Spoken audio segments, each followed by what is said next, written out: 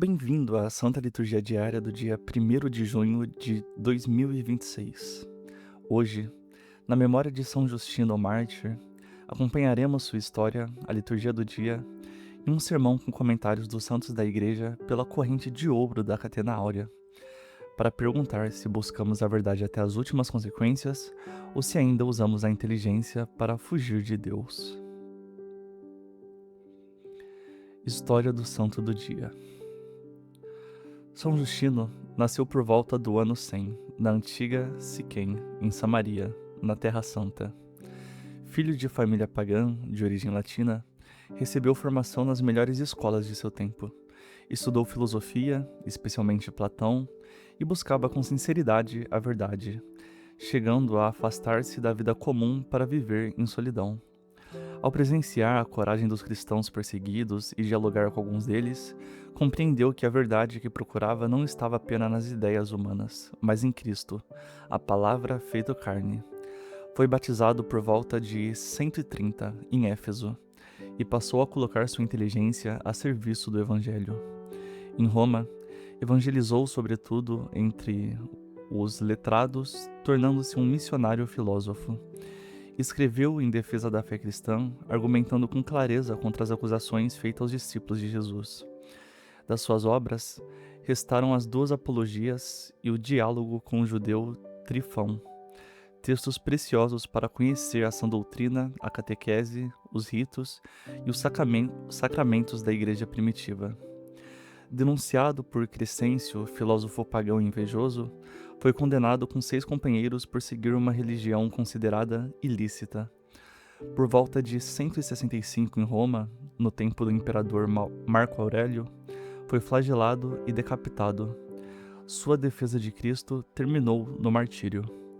São Justino nos pergunta: buscamos a fé verdadeira até as últimas consequências ou usamos a inteligência para fugir de Deus? Convertamo-nos da fé rasa e preguiçosa, estudemos, vivamos e defendamos Cristo com a vida. São Justino, rogai por nós. Liturgia do dia.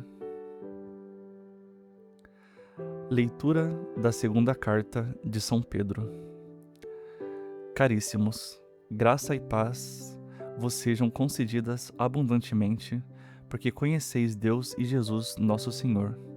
O seu divino poder nos deu tudo o que contribui para a vida e para a piedade, mediante o conhecimento daquele que, por sua própria glória e virtude, nos chamou. Por meio de tudo isso nos foram dadas as preciosas promessas, as maiores que há, a fim de que vos tornasseis participantes da natureza divina, depois de libertos da corrupção, da concupiscência do mundo. Por isso mesmo, dedicai todo o esforço em juntar à vossa fé a virtude, o conhecimento, ao conhecimento, o autodomínio, ao autodomínio, a perseverança, a piedade, o amor fraterno, e ao amor fraterno, a caridade.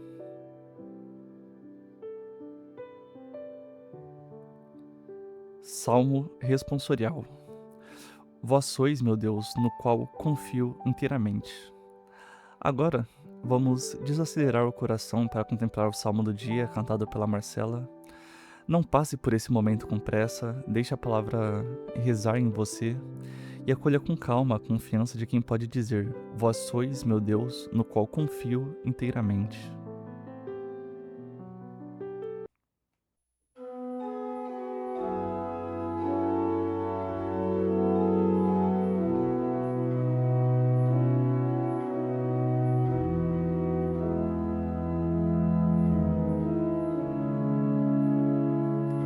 Vós sois meu Deus, no qual confio inteiramente.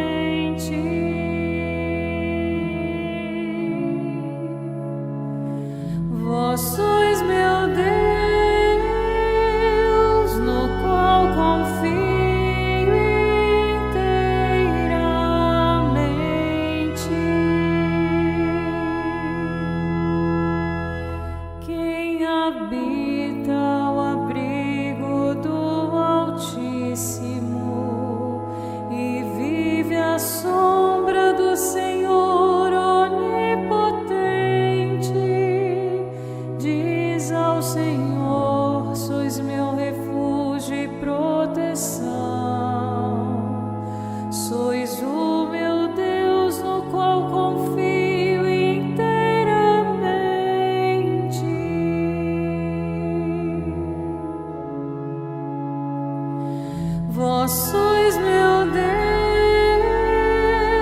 no qual confio inteiramente, porque a mim se confiou, hei de livrá-lo e protegê-lo, pois meu nome ele conhece. Ao invocar-me, hei de ouvi-lo e atendê-lo. A seu lado eu estarei em suas dores.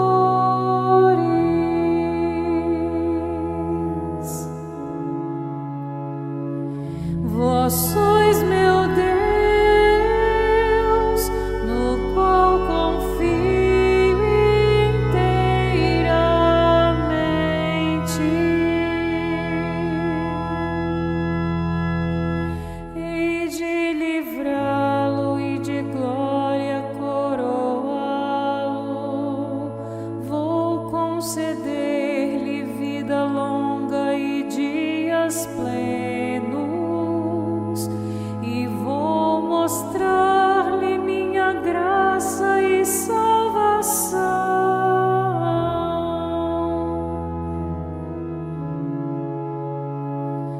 Vós sois meu Deus, no qual confio inteiramente.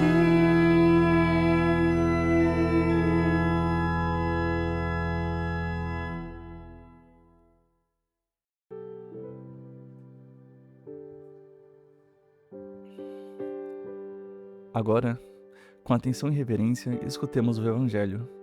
Cristo fala da vinha que recebeu tudo e dos frutos que Deus ainda espera de nós. Proclamação do Evangelho de Jesus Cristo, segundo Marcos.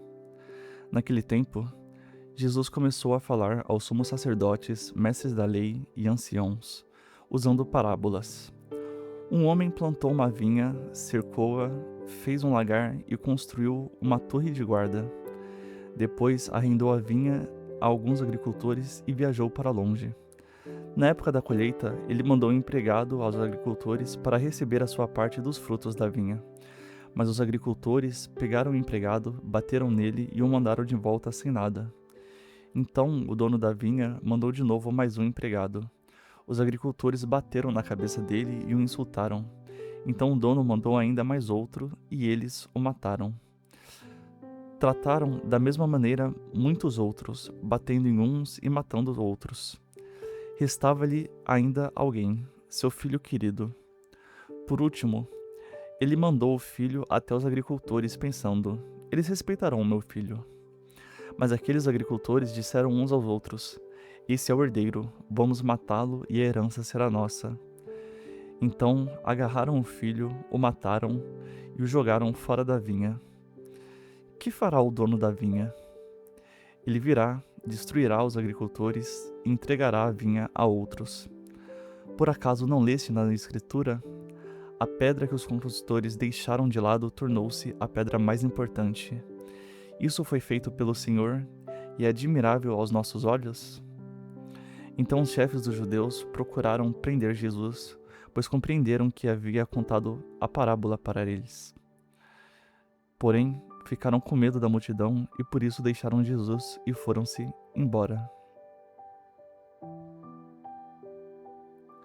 Agora, vamos para o sermão, baseado nos comentários da Catena Áurea compilados por Santo Tomás de Aquino, conversando com toda a liturgia. Hoje, Cristo nos conta uma parábola que não é uma história agradável para crianças. É um julgamento, é uma denúncia. É uma exposição de uma vinha cuidada por Deus e traída por homens que queriam os frutos sem reconhecer o dono, a herança sem o herdeiro, a religião sem obediência. Um homem plantou uma vinha. Pseudo Jerônimo vê neste homem Deus Pai. A vinha é a casa de Israel. A cerca é a proteção divina, a lei que separava o povo das contaminações pagãs, a tutela dos anjos, a eleição. O lagar é a lei, o altar. o lugar onde se esperava o vinho da obediência. A torre é o templo, sinal de vigilância e perseverança. Nada faltou à vinha. Deus plantou, cercou, preparou, confiou. E aqui começa a pergunta incômoda. O que faltou à vinha de Deus? Nada. O que faltou foram frutos. Não é também o nosso caso? Recebemos batismo, doutrina, sacramentos, santos, mártires, escritura, tradição, magistério, liturgia, confissão, eucaristia. Recebemos uma vinha inteira. E quando o Senhor vem procurar fruto, o que ele encontra? Fé com virtude, conhecimento com autodomínio, perseverança com piedade, amor fraterno com caridade, ou encontra apenas folhas de discurso católico, aparência de ortodoxia, devoções sem conversão, inteligência sem humildade, opinião sem penitência? São Pedro, na primeira leitura, não nos deixa acomodar. Ele diz que o poder divino nos deu tudo o que contribui para a vida e para a piedade. Tudo. Não falta graça, não falta promessa, não falta caminho. Fomos chamados pela glória e virtude de Cristo para nos tornarmos participantes da natureza divina, depois de libertos da corrupção, da concupiscência do mundo. Portanto, o cristão que se acomoda na mediocridade já começou a mentir contra a própria vocação. Você foi chamado a participar da natureza divina e ainda se contenta com a lama da concupiscência? Foi chamado à luz e vive negociando com a corrupção? Foi chamado à caridade e ainda se orgulha da própria dureza? Foi chamado à verdade e usa a inteligência para fugir de Deus? A parábola continua. O dono da vinha vai para longe. São Beda explica que não se trata de mudança de lugar, pois Deus está em toda parte. Ele parece ausentar-se para deixar os vinhateiros agirem com liberdade. Deus confia, e exatamente aí se revela o coração. Enquanto o dono parece distante, o servo infiel imagina que a vinha é sua. Enquanto Deus não pune imediatamente, o pecador chama paciência de permissão. Enquanto a misericórdia espera, a soberba se sente segura. Na época dos frutos, o dono envia servos. Pseudo Jerônimo identifica esse servo como os profetas. O fruto esperado é a obediência. Beda vê no primeiro servo Moisés, desprezado por um povo murmurador. No segundo, Davi e os salmistas, rejeitados quando disseram: que parte temos nós em Davi? No terceiro, todo o cortejo profético.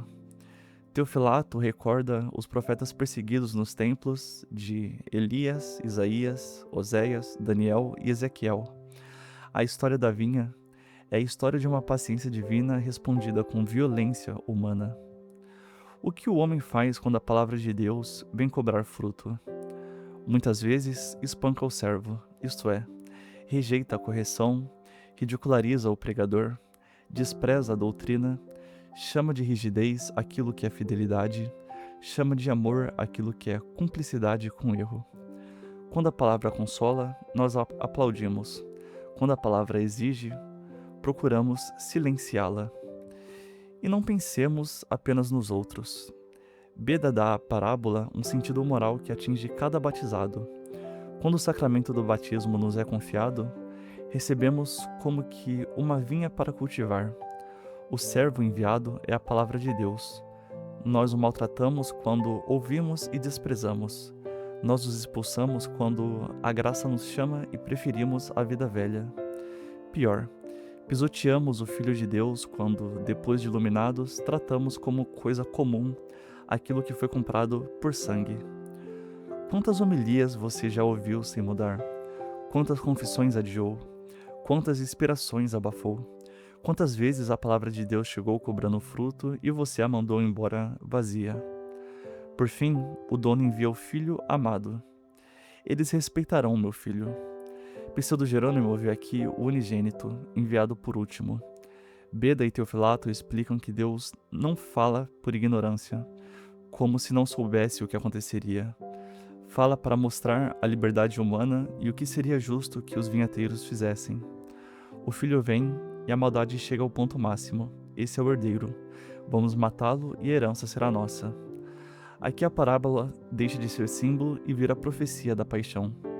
Os chefes compreenderam que Jesus fala deles e por isso querem prendê-lo.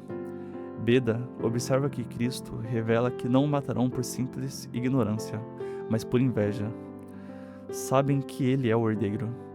Sabem que sua autoridade ameaça uma justiça fabricada, um poder religioso sem conversão, uma vinha administrada como propriedade privada. A tentação continua. Sempre que queremos a religião sem Cristo Senhor, repetimos o pecado dos vinhateiros. Queremos a vinha, mas não o dono. Queremos os nomes de católicos, mas não a obediência. Queremos sacramentos sem penitência, doutrina sem submissão, tradição sem santidade, apostolado sem humildade, autoridade sem serviço. A herança, sim. O herdeiro crucificado, não. Mas o filho não é apenas morto, ele é lançado fora da vinha. Teofilato lembra que Cristo foi crucificado fora da cidade. Pseudo-Jerônimo diz que o expulsaram do meio do povo, acusando-o, entregando-o aos gentios. O mundo sempre tenta lançar Cristo para fora. Fora da política, fora da família, fora da escola, fora da cultura, fora do corpo, fora da inteligência, fora da moral, fora da própria igreja quando a fé é reduzida à sociologia, emoção ou costume. E você, onde colocou Cristo? No centro da vinha ou fora dos limites da sua vida prática? O que fará o dono da vinha? Ele virá, destruirá os vinhateiros e entregará a vinha a outros. A palavra é severa, não é delicada, não é domesticável. Teofilato vê seu cumprimento histórico na ruína dos chefes infiéis e na entrega da vinha aos apóstolos, quando milhares creram e começaram a dar frutos para Deus. Pseudo-Jerônimo contempla a abertura aos que vêm do Oriente, Ocidente, Norte e Sul, para sentar-se com Abraão, Isaque e Jacó. Beda mostra que tudo isso ocorre por disposição divina, pois a pedra rejeitada torna-se pedra angular. Aqui precisamos ser católicos com precisão, sem covardia e sem caricatura. Não se trata de desprezar um povo ou apagar a história santa de Israel. Trata-se de confessar que Cristo é o cumprimento. A vinha não é abandonada ao vazio, é edificado sobre a pedra. A antiga promessa encontra sua plenitude no Filho. A igreja não nasce como capricho humano, mas como obra admirável do Senhor, unindo judeus e gentios, em um só templo espiritual. A pedra rejeitada pelos construtores torna-se a pedra angular, e quem rejeita essa pedra tropeça. Quem se apoia nela é edificado. São Pedro, na primeira leitura, descreve como se vive sobre essa pedra: fé, virtude, conhecimento, autodomínio, perseverança, piedade, amor fraterno e caridade. Veja a ordem. A fé não fica sozinha como etiqueta. A fé se junta à virtude, o conhecimento, ao conhecimento, o autodomínio, ao autodomínio, a perseverança, a piedade, o amor fraterno, e ao amor fraterno, a caridade. Esta é a vinha frutífera. Esta é a vida católica integral. Não um sentimentalismo sem doutrina, não doutrina sem virtude, não virtude sem caridade, não caridade sem verdade. São Justino, mártir, é hoje testemunha viva dessa união. Filho de família pagã, educado nas melhores escolas, buscou a verdade com sinceridade. Passou pela filosofia, especialmente Platão, e não desprezou a razão, mas teve a humildade de conhecer que a plena verdade não estava apenas nas ideias humanas, mas em Cristo, a palavra feito carne. Ao ver a coragem dos cristãos perseguidos, entendeu que a verdade não era apenas conceito, era vida entregue. Que contraste com nossa época, em que tantos usam a inteligência para escapar de Deus. São Justino usou a inteligência para chegar a Cristo. Muitos hoje estudam para sofisticar desculpas, relativizar pecados, dissolver dogmas, ridicularizar a tradição, acomodar a fé ao espírito do século. Justino fez o contrário. Colocou a filosofia a serviço do Evangelho. Tornou-se missionário entre os letrados. Escreveu apologias, defendeu a fé, explicou a sã doutrina, testemunhou os sacramentos da igreja primitiva e, por fim, selou com sangue aquilo que ensinava com a razão. Esse é o ponto. A verdade exige consequências. Você busca a verdade até o martírio ou só até ela contrariar sua vontade? Estuda para se converter ou para vencer discussões? Defende Cristo com a vida ou apenas com palavras? A fé rasa e preguiçosa não forma mártires, forma espectadores religiosos. O Salmo diz: Vós sois meu Deus, no qual confio inteiramente. Inteiramente, não em parte, não enquanto é cômodo. Quem habita ao abrigo do Altíssimo recebe promessa de proteção, não de vida sem dor. A seu lado eu estarei em suas dores. Deus não promete ao justo que ele não será flagelado, decapitado, perseguido, incompreendido. São Justino morreu mártir. Os profetas foram perseguidos. O filho foi morto fora da vinha. Mas Deus promete estar nas dores e mostra a sua salvação. A confiança católica não é infantilidade, é firmeza profunda no nome.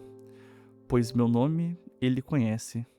Conhecer o nome de Deus é mais que pronunciar palavras, é aderir à verdade revelada. Por isso São Justino não morreu por uma vaga espiritualidade, morreu por Cristo. Por isso a igreja não pode se envergonhar de ser igreja, de ensinar com clareza, de chamar o pecado de pecado, graça de graça, Cristo de único Salvador, martírio de testemunho. Mas cuidado, rigor católico sem fruto também será julgado. A parábola foi dita a homens religiosos. Eles conheciam a vinha, a lei, o templo, os profetas. O problema não era a falta de linguagem sagrada, era a falta de obediência, um tradicionalismo de aparência, sem conversão. Também pode espancar os servos quando a palavra exige humildade. Um continuismo crítico, fiel à tradição, deve antes de tudo ser fiel a Cristo, não a nostalgia, a partidos, vaidades intelectuais ou grupos. A tradição é vinha viva, não museu para alma estéreis. Ela exige fruto. E quais frutos? São Pedro responde: libertação da corrupção da concupiscência, participação da natureza divina, virtude concreta, conhecimento verdadeiro, autodomínio real, perseverança quando custa, piedade que adora, amor fraterno que não é fingimento e caridade que coroa tudo. Se isso não existe, há folhas, não frutos. A parábola termina com os chefes querendo prender Jesus, mas temendo a multidão. Eles entenderam que era contra eles. E nós, entendemos que também é para nós? Ou faremos como eles? Ouviremos, ficaremos incomodados e iremos embora sem conversão. Hoje o Senhor da vinha vem procurar fruto. Ele nos deu a fé católica, deu-nos a pedra angular, deu-nos o testemunho dos profetas, dos apóstolos, dos mártires, dos doutores. Deu-nos São Justino, que buscou a verdade, defendeu a fé e morreu por Cristo. Deu-nos tudo o que contribui para a vida e a piedade. Se depois de tanto permanecemos estéreis, que desculpa restará? Converta-se da fé preguiçosa. Estude, mas estude para obedecer. Defenda a verdade, mas viva o que defende.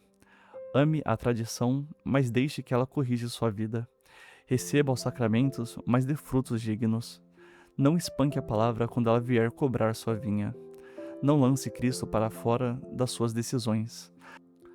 Não trate como sua uma vinha que pertence a Deus. O Senhor enviou servos, enviou profetas, enviou o Filho amado. Agora espera frutos. O que ele encontrará em você? São Justino, rogai por nós. Amém.